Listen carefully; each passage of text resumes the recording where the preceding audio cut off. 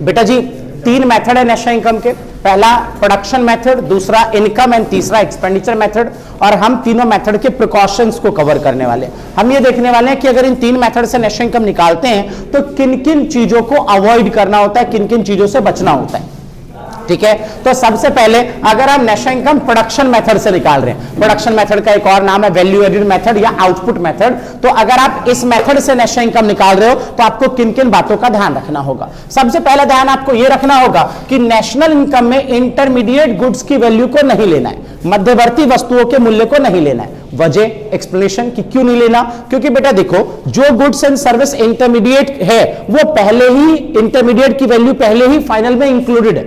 अब बात समझे, आपकी जो बुक है उसको बनाने के लिए जो पेजेस यूज हुए वो इंटरमीडिएट है, ठीक है, और जो आपकी बुक है वो बिल्कुल फाइनल गुड्स है। तो जो बुक की वैल्यू है उसमें ऑलरेडी पेज की वैल्यू इंक्लूडेड है ना, तो अगर आप पेज की भी वैल्यू लोगे और बुक को भी लोगे तो डबल काउंटिंग हो जाएगी। तो इसलिए इंटरमीडिएट को नेशनल इनकम में नहीं लेना होता है। क्यों, क्लियर हुआ सबको? क्योंकि उसकी वैल्यू कहां जुड़ी हुई है, फाइनल में, और हमें नेशनल में किसको लेना है, सीधा फाइनल गुड्स को, अंतिम वस्तु को।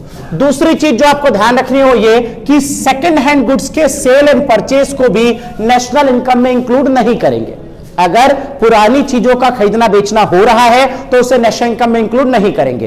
क्यों नहीं करेंगे? क्योंकि जो चीज इस ईयर के लिए second hand goods and service है वो किसी और ईयर, जिस ईयर वो प्रोड्यूस हुआ था, सपोज मेरी कार, मैं अपनी कार प्रदीप को बेच रहा हूं, ठीक है, 2023 में, और उसे मैंने खरीदा था सपोज 2005 में, 2005 में मैंने उसे खरीदा था, तो 2005 में वो गुड्स से सर्विस बना था, तो 2005 की जीडीपी में उसे लिया जा चुका है। और अगर 2023 में फिर से लोगे आप उसे तो डबल काउंट हो जाएगा। तो इसलिए आपको ध्यान रखना है कि sale purchase of second hand goods और service not included in national income, ठीक है। अगली बात पे ध्यान देना, मेरी कार प्रदीप को बिकवाने का काम नमन कर रहा है, तो नमन बीच का ब्रोकरेज हो गया। अब इसकी जो ब्रोकरेज होगी, ये ब्रोकर है ना, जो इसकी ब्रोकरेज होगी, जो इसका कमीशन होगा वो नेशनल इनकम में इंक्लूड होगा। सेकेंड हैंड गुड्स के सेल परचेज को नहीं लेंगे, लेकिन इसको खरीदवाने या बिकवाने वाले बंदे का जो कमीशन है, जो ब्रोकरेज है, वो नेशनल इनकम में इंक्लूडेड होगा। वजह बहुत क्लियर है कि नमन ने ये सर्विस इसी साल दी है। नमन मेरी पुरानी कार प्रदीप को बिकवाने का काम इसी ईयर कर रहा है, तो इसलिए नमन की जो ब्रोकरेज या कमीशन है वो इंक्लूड होगी, क्योंकि फैक्टर सर्विस नमन इसी साल दे रहा है। ये ध्यान रखना है आपको। थर्ड आपका production for self consumption are not included, production of services for self consumption is not included. देखो जी, मैं दोनों ही पॉइंट क्लियर करता हूं। अगर कोई पर्सन अपने सेल्फ कंजम्पशन के लिए गुड्स का प्रोडक्शन करता है, वस्तुओं का प्रोडक्शन करता है, तो वो तो नेशनल इनकम में लेना है। क्यों लेना है? क्योंकि गुड्स के वैल्यू का एस्टिमेशन करना पॉसिबल है। लेकिन अगर कोई पर्सन सेल्फ कंजम्पशन के लिए सर्विस का प्रोडक्शन करता है, जैसे सपोज मम्मी घर में खाना बना रही है तो सर्विस दे रही है आपको, और किसके लिए? घर के लिए ना, सेल्फ कंजम्पशन के लिए। अब मैं ट्यूशन पढ़ा रहा हूं, ये मेरा भाई बैठा हुआ है, इसको मैं पढ़ा रहा हूं, तो ये क्या है? सेल्फ कंजम्पशन के लिए सर्विस है। तो इन सर्विसेज को नेशनल इनकम में नहीं लेना।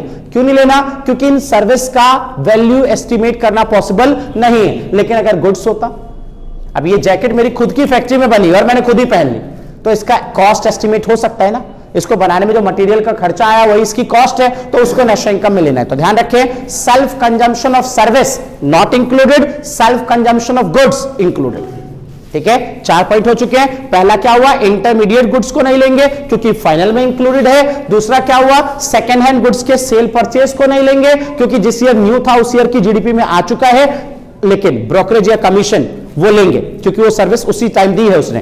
थर्ड वन क्या था आपके पास कि self consumption of service not included, लेकिन self consumption of goods included, ठीक है। चलो ये देखो गुड्स वाला पॉइंट मैंने कवर कर लिया। उसके बाद fifth point, imputed value of owner occupied house.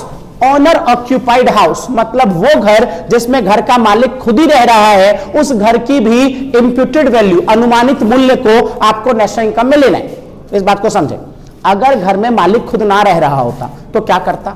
घर को रेंट पे देता, उसको रेंट रिसीव होती। सोच के देखो, अगर वो घर में खुद ना रहता तो रेंट पे देता, रेंट रिसीव होती, और जो बंदा रेंट पे करता वो जिन सर्विसेज को एंजॉय कर रहा होता उस घर में, वो सर्विस अब कौन एंजॉय कर रहा है? खुद मालिक।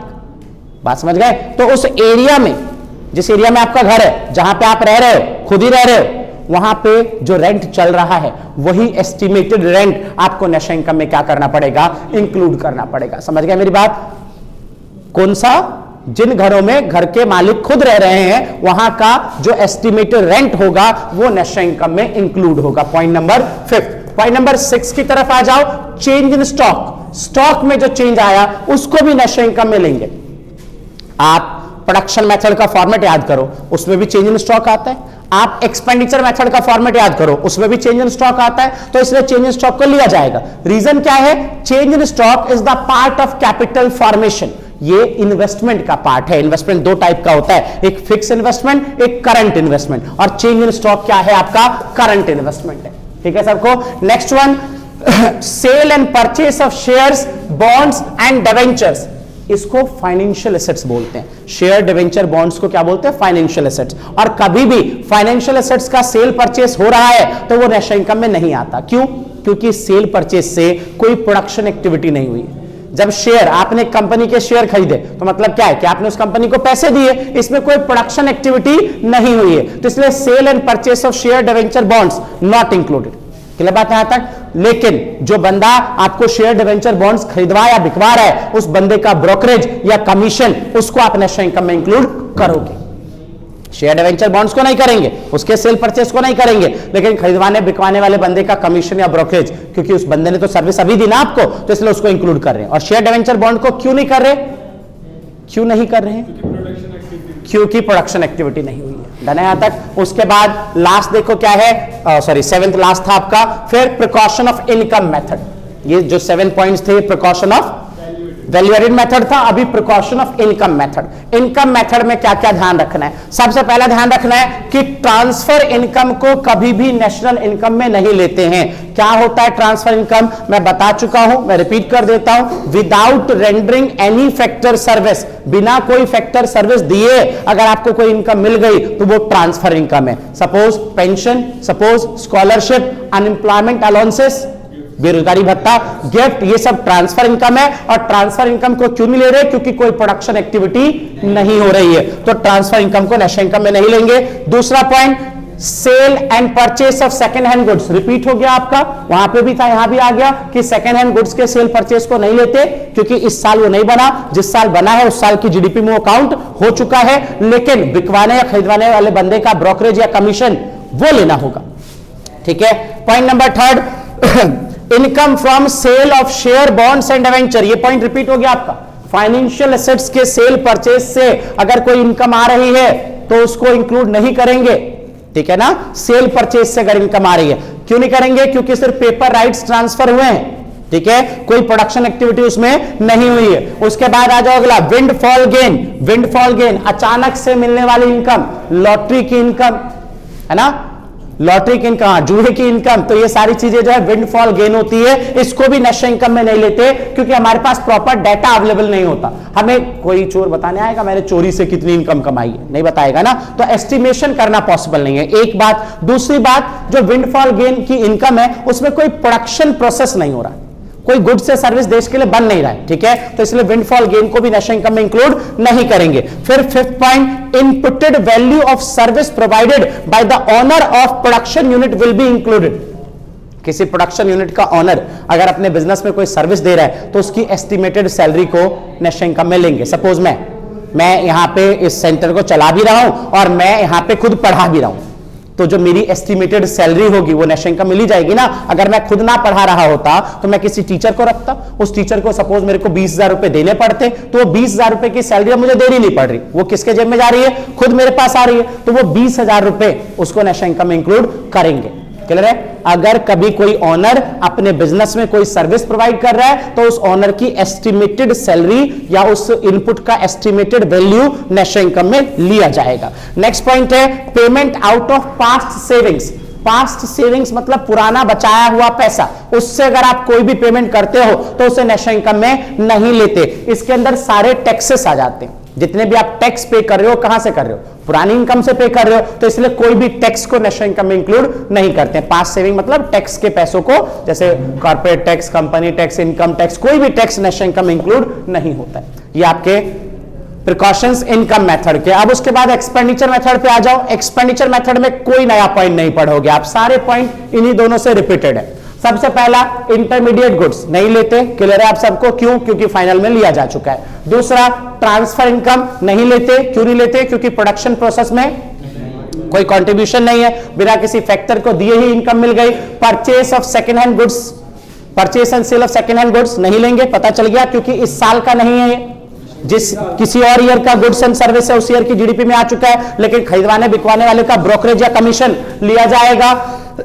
Financial assets, financial assets share debenture bonds को बोला गया, ठीक है ना, फाइनेंशियल एसेट्स किसको बोला गया है? शेयर डिवेंचर बॉन्ड्स, उसको भी इंक्लूड नहीं करेंगे, लेकिन उसको बिकवाने खरीदवाने वाले बंदे का ब्रोकरेज या कमीशन इंक्लूड होगा। और expenditure on account production, on account production मतलब अगर कोई बंदा खुद के लिए गुड्स का प्रोडक्शन करता है, मैंने यहां पे कहा था ना कि अगर कोई पर्सन अपने ही यूज के लिए कोई गुड्स बना रहा है तो उस गुड्स की एस्टिमेटेड वैल्यू को नेशनल इनकम में लेंगे, लेकिन सर्विस की एस्टिमेटेड वैल्यू को नेशनल इनकम में नहीं लेंगे। तो ये आपके पास पॉइंट्स थे। अब कॉमन अगर आप देखना चाहते हो तो सेकेंड हैंड गुड्स वाली बात इधर भी थी, इधर भी है, इधर भी है। शेयर डिवेंचर बॉन्ड्स वाली बात इधर भी है, इधर भी है, इधर भी है, ठीक है। ब्रोकरेज वाली बात वो खुद ब खुद कवर हो गई। तो ये तीनों रिपीटेड पॉइंट है। इंटरमीडिएट वाली बात इसमें है और इसमें भी है, ट्रांसफर वाली बात इसमें है और इसमें भी है, ठीक है ना। तो ये precautions of income, expenditure and production method है।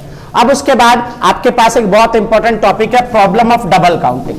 देखो डबल काउंटिंग की प्रॉब्लम वो लोग क्रिएट करते हैं जिनको डबल काउंटिंग, हिंदी में दोहरी गणना की समस्या कहते हैं, ठीक है। तो डबल काउंटिंग की प्रॉब्लम वो लोग क्रिएट करते हैं जिनको इंटरमीडिएट और फाइनल के बीच का डिफरेंस ना पता हो।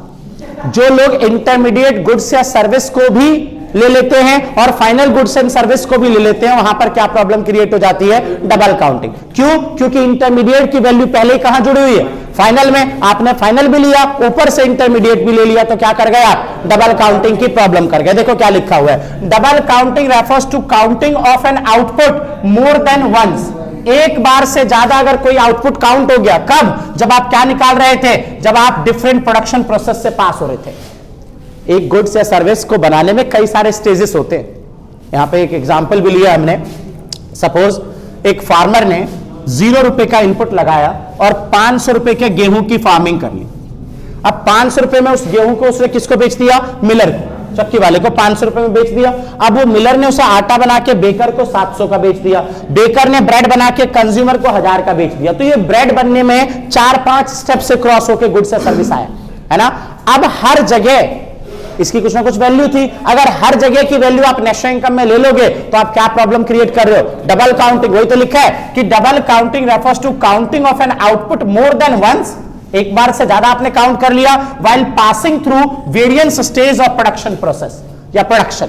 जब कोई भी चीज प्रोडक्शन के डिफरेंट स्टेज से पास हो रही थी और आपने उसे हर बार काउंट कर लिया, तो आप क्या कर गए? Double counting. यहां पे देखो नॉर्मल इंसान क्या सोचेगा? नॉर्मल इंसान सोचेगा 500 रुपए का प्रोडक्शन फार्मर ने किया, 700 रुपए का मिलर ने बेकर को बेचा ना, और फिर बेकर ने आगे कंज्यूमर को कितने का बेचा? 1000 का। तो नॉर्मल बंदे के हिसाब से यहां पे प्रोडक्शन प्रोसेस में कितना वैल्यू आना चाहिए? 2200, जो गलत है। जो गलत है यहां पे डबल काउंटिंग है। क्या है डबल काउंटिंग? ये 500 700 में जुड़ा हुआ है यार। ये आटे का रेट जो है, गेहूं का रेट, वो आटे में जुड़ा हुआ है, और आटा कहां जुड़ा हुआ है? ब्रेड में। तो यहां पे डबल काउंटिंग हो गई है। इसे अवॉइड कैसे करें? तो इसे अवॉइड करने के आपके पास टोटल 2 मेथड है how to avoid double counting. 2 method, एक फाइनल आउटपुट मेथड, अंतिम उपभोक्ता कौन है, अंतिम उपभोक्ता कौन है, फाइनल आउटपुट, अंतिम उत्पाद विधि, ठीक है। और दूसरा वैल्यू एडेड मेथड, मूल्य वृद्धि विधि। इस बात को समझो।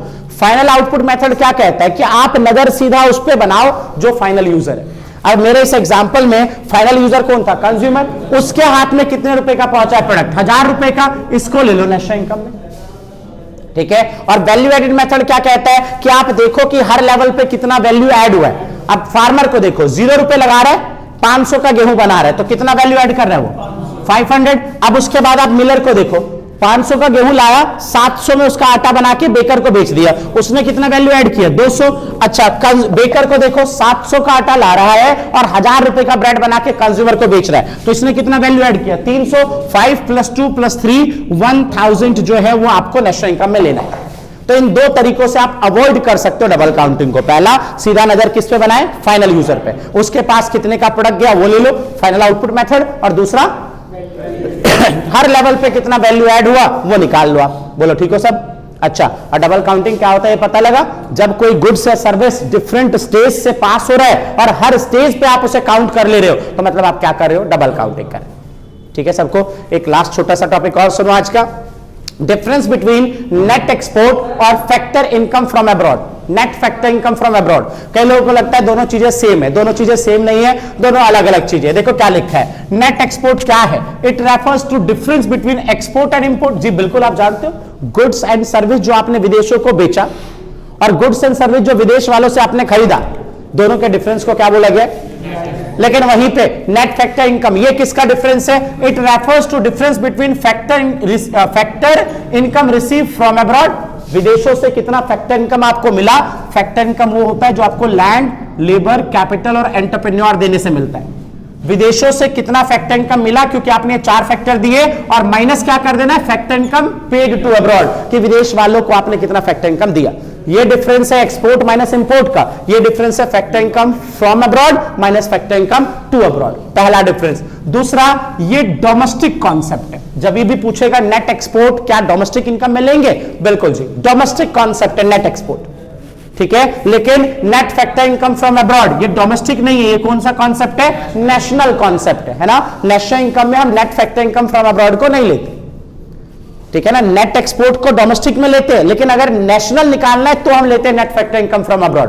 डोमेस्टिक में हम net factor income from abroad को नहीं लेते। तो ये डोमेस्टिक कॉन्सेप्ट और ये कैसा है? नेशनल कॉन्सेप्ट है। और लास्ट ध्यान देना, it include non factor services. इसमें कौन सा सर्विस है? Non factor. Non factor service जैसे बैंकिंग, शिपिंग, इंश्योरेंस, इन सब से जो इनकम मिल रही है उसे आप कहां रखोगे? नेट एक्सपोर्ट के अंदर, ठीक है। और इसमें कौन से सर्विस है? Factor service. मैंने अभी आपको एग्जांपल दिया था, land, labour, capital, entrepreneur. Land, labour, capital, entrepreneur, ये 4 फैक्टर सर्विस होते हैं। भूमि, श्रम, पूंजी, उद्यम, ये 4 फैक्टर सर्विस होते हैं। इससे देने से जो इनकम मिल रही है वो फैक्टर इनकम का पार्ट है, ठीक है। और नॉन फैक्टर सर्विस जैसे बैंकिंग, शिपिंग, इंश्योरेंस, इन सब से जो इनकम मिल रही है वो क्या है? वो नेट एक्सपोर्ट का पार्ट है। तो डिफरेंस क्लियर है? नेट एक्सपोर्ट क्या है? एक्सपोर्ट इंपोर्ट का डिफरेंस। और ये क्या है? फैक्टर इनकम फ्रॉम अब्रॉड और फैक्टर इनकम टू अब्रॉड का डिफरेंस। ये डोमेस्टिक कॉन्सेप्ट, ये नेशनल कॉन्सेप्ट। ये नॉन फैक्टर सर्विस से मिलता है, ये फैक्टर सर्विस से मिलता है, ठीक है। और प्रिकॉशन तीनों के, ठीक है।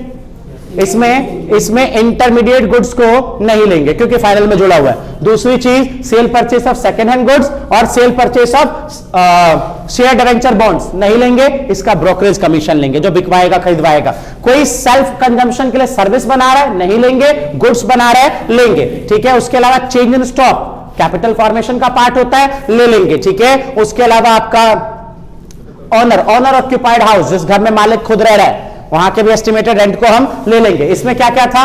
ट्रांसफर इनकम नहीं लेंगे, cell purchase of second hand goods नहीं लेंगे, cell purchase of share debenture bonds नहीं लेंगे। उसके अलावा विंडफॉल गेन नहीं लेंगे। उसके अलावा imputed value of owner occupied, अगर कोई ऑनर है वो अपने ही बिजनेस में सर्विस प्रोवाइड कर रहा है तो उसका एस्टिमेटेड वैल्यू भी ले लेंगे। और एक और पॉइंट था, पास्ट सेविंग्स से जो पेमेंट होती है जैसे टैक्सेस, वो नहीं लेंगे। इसमें कोई भी नया पॉइंट नहीं था, सारा कॉपी पेस्ट। डबल काउंटिंग भी ठीक है सबको? अगर 2 टाइम मतलब 2 टाइम से ज्यादा कोई गुड्स या सर्विस काउंट हो रहा है। और कब होगा ऐसा? जब डिफरेंट स्टेजेस से पास हो रहा है, हर स्टेज में आप उसे काउंट कर लोगे तो डबल काउंटिंग कर दो। हाँ, गुड्स एंड सर्विस, वस्तु और सेवा, ठीक है। सिर्फ कौन सा लेना होता है? फाइनल। 2 तरीके ना बचने के, फाइनल आउटपुट ले लो या हर लेवल पे जो वैल्यू ऐड हुआ उसे ले लो। बोलो ठीक है सब? एक बार देख लेना, पढ़ लेना। चल भाई।